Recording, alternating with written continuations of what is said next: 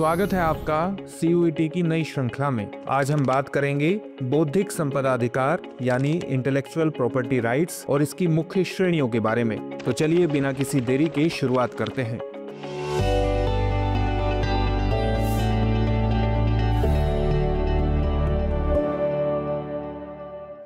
बौद्धिक संपदा अधिकार ऐसे कानूनी अधिकार हैं जो किसी व्यक्ति या संगठन की मानसिक श्रम और रचनात्मकता से उत्पन्न कृतियों पर उसे विशेष संरक्षण प्रदान करते हैं। इसके तहत साहित्य, कला, संगीत, खोज, आविष्कार, प्रतीक, नाम, डिजाइन आदि सभी शामिल होते हैं। आप इसे ऐसे समझें कि अगर आपने कोई नई पुस्तक लिखी, कोई अनोखा आविष्कार किया, एक खास डिजाइन तैयार की या किसी उत्पाद का लोगो बनाया, तो आपका अधिकार होगा कि कोई और आपकी अनुमति के बिना उसे कॉपी या इस्तेमाल न कर सके। अब बात करते हैं कि बौद्धिक संपदा अधिकार की कौन कौन सी श्रेणियां हैं। सामान्यतः इनमें प्रमुख 5 श्रेणियां गिनी जाती हैं।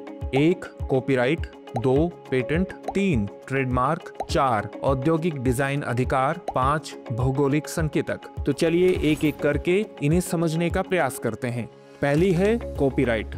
यह उन साहित्यिक, कलात्मक, नाटकीय, संगीत या अन्य रचनात्मक कृतियों पर लागू होता है जो मूल रूप से आपकी रचनात्मक सोच से निकली हों। उदाहरण के तौर पर किताबें, लेख, कविता, पेंटिंग, मूर्तिकला, फिल्में, धुन, रिकॉर्डिंग। कॉपीराइट का महत्व यह है कि यह रचनाकार को उसकी कृति या रचना से होने वाले वितरण और व्यावसायिक लाभ का अधिकार देता है। भारत में आमतौर पर कॉपीराइट रचनाकार का जीवन काल 60 साल तक वैध रहता है। यह अधिकार रचनाकारों को प्रेरित करता है कि वे और अधिक सृजन करें, साथ ही उनकी आजीविका और सम्मान की रक्षा भी करता है। दूसरा है पेटेंट। यदि आपने कोई नया आविष्कार किया है जो नया, नवीनता, उपयोगी और औद्योगिक रूप से लागू हो सकता है, तो आप उसे पेटेंट करा सकते हैं। पेटेंट आपको यह अधिकार देता है कि आपके आविष्कार को एक निर्धारित समय, भारत में 20 वर्ष तक कोई दूसरा व्यक्ति बिना अनुमति के न बनाए, न बेचे, न आयात करे। उदाहरण के लिए दवाइयों के क्षेत्र में कोई नई खोज या मशीनरी का आविष्कार। यह खोजकर्ताओं को आर्थिक लाभ कमाने और नई तकनीक पर आगे काम करने का प्रोत्साहन देता है। तीसरा है ट्रेडमार्क। ट्रेडमार्क किसी ब्रांड नाम, लोगो, प्रतीक, स्लोगन आदि को सुरक्षा प्रदान करता है जिससे वह विशिष्ट पहचान बना सके, जैसे टाटा, रिलायंस, एप्पल का लोगो आदि। यह उपभोक्ताओं में विश्वास पैदा करता है और ब्रांड को गलत तरीके की नकल से बचाता है। चौथा है औद्योगिक डिजाइन अधिकार।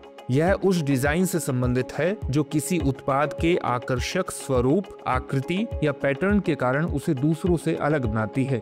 उदाहरण के लिए फर्नीचर का कोई खास आकार, टेबल लैंप का यूनिक डिजाइन या कार की बॉडी का अनोखा लुक।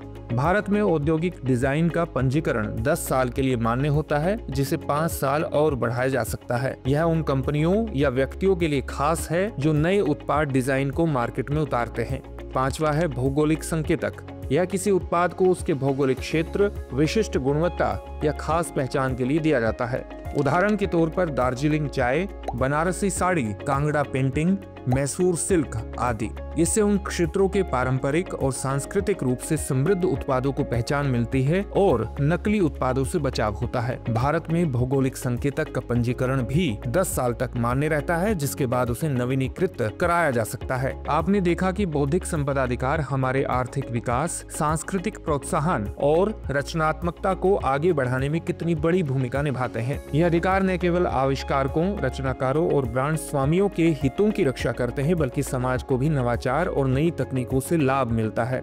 अब देखते हैं आज के अभ्यास प्रश्न को। निम्न में से किस IPR के अंतर्गत साहित्यिक, कलात्मक व संगीत रचनाओं को सुरक्षा दी जाती है? Option A copyright, option B patent, option C trademark, option D design. इस प्रश्न का उत्तर आप हमें कमेंट बॉक्स में कमेंट करके जरूर दीजिए। हमारे प्रोग्राम से जुड़ने के लिए आपका बेहद शुक्रिया।